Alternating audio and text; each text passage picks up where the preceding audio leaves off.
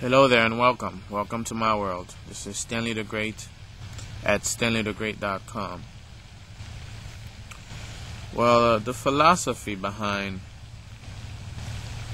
the law of attraction, actually the laws of attraction, to understand how the universe work is basically everything, all is included. It is an inclusive universe. All is included. Good, bad, evil, extreme evil and extreme good is all possible. What the universe, the forces, the creative force of the universe, or God, what it sees is thoughts. Whether the thought is negative or positive, it doesn't matter. Thoughts. The thoughts are energy. And energy is attracted to like energy. If a thought is positive, then the being attract positive things. Remember, thoughts are things. You can't touch thoughts, but it is actually physical. It is solid. To better understand the philosophy behind the laws of attraction, it's actually several laws within one law. To better understand that, you have to almost clear your mind of the reasoning of human perception. For instance, if you do not want a particular thing, a particular matter, if you don't want something in your life, you're thinking you don't want it. You can't think that way, because the universe, the creative force in the universe, sees thoughts, not the negative, don't want or do want. Does not matter. It's the thought of that thing. Whatever it is that you think of, it's the thought. If I don't want this, you see, I cannot think of this. You see, if you don't want it, don't think of it. Because what the creative force sees is the thought of this. And if it sees the thought of this, then you're attracting this. It doesn't matter I don't want it or I do want it. What it sees is that you're thinking this. That is the philosophy behind the laws of attraction. And there's multiple laws within the law of attraction. And what the law of attraction is really doing is sorting out thoughts and bringing and delivering that which you think of. But then again, there's different levels and different steps. But to understand the very basic principle of it, and this is just very basic, is do not want or don't want does not matter. It's the thought of it. So if you do not have enough money, or you're poor, you're broke, or whatever it is that you're experiencing, when you think of it, then you're attracting it. And the more you think of it, the more you attract it. That is why I wrote in my book that those in need are always in need, will always be in need.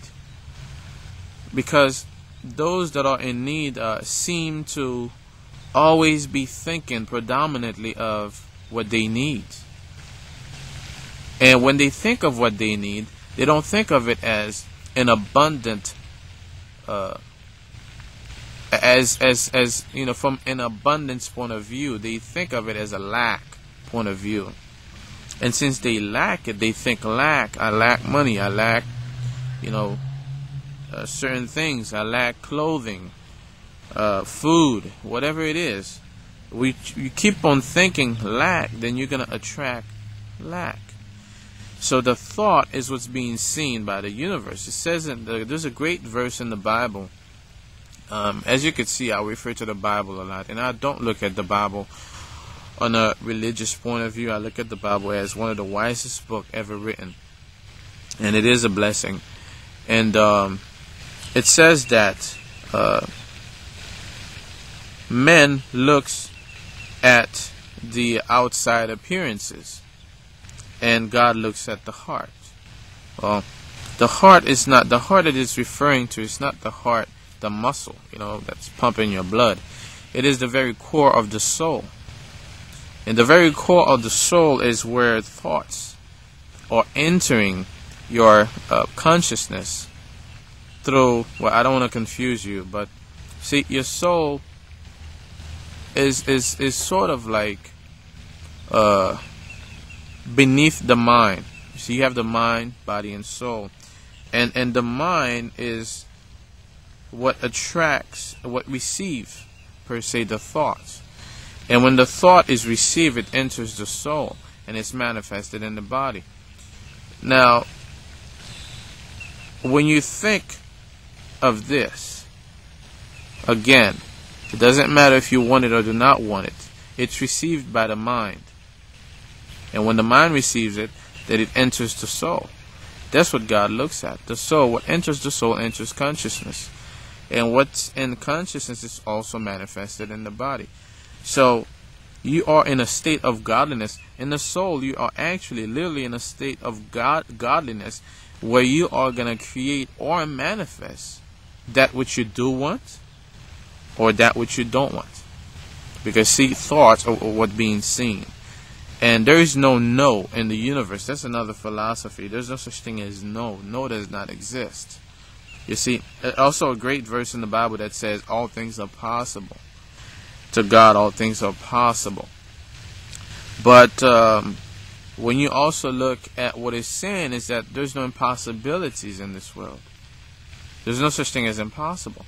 Impossible simply mean, like I wrote in my book, it simply means not yet aware of.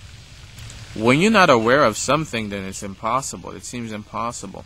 Not too long ago, there was no such thing as airplanes was an impossibility. Not too long ago. You see? Cars, not too long ago, was an impossibility. It was considered to be impossible. But somebody did it. Because they didn't believe in impossibility. They invented cars, electricity. You see, that's how we are expanding. We are expanding by not focusing upon what's possible, by focusing upon the impossible. Again, a great verse that also talks about focus on the unseen and not what's seen. So the physical is already realized. Many people make the mistake of focusing upon the physical, telling the story like it is. And that's another subject that we're going to talk about in a future video. I don't want to make this video too long for YouTube purpose. But if you're on my website right now, StanleyTheGreat.com, StanleyTheGreat.com, just as it's spelled, on the right side of the screen, you're going to see, on your right side of the screen, you're going to see name and email. You enter your name and your email address, and you're going to receive updates every time I post an article or shoot a video like this. You're going to receive updates to help you with your mindset. And it's all about spiritual development, how to develop in the unseen, which spiritual means that which is unseen. So we all are spiritual because we all have a spirit, you see. It is not a matter of religion. It is a matter of truth. And the matter of truth is we are not human beings. We are spirits in a human body. And spiritual development also, once you develop in the spirit, then you can develop in the body. Everything that you want to manifest in your body must first appear in the spirit. Remember, everything started with a thought. Before there was a chair, there was a thought. Before there was a car, there was a thought. Before there was an airplane, there was a thought. Everything in the universe started with a thought. Again, Stanley the Great. That's StanleyTheGreat.com. Until next time.